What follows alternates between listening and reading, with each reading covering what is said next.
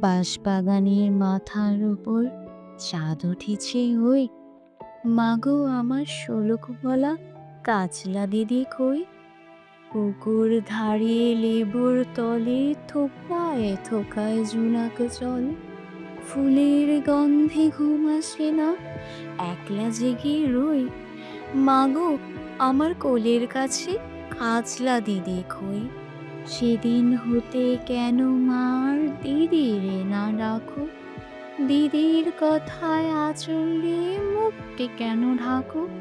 খাবার খেতে আসি যখন দিদি বলে ডাকি তখন, ও ঘর থেকে কেন মার দিদি আসে না কো?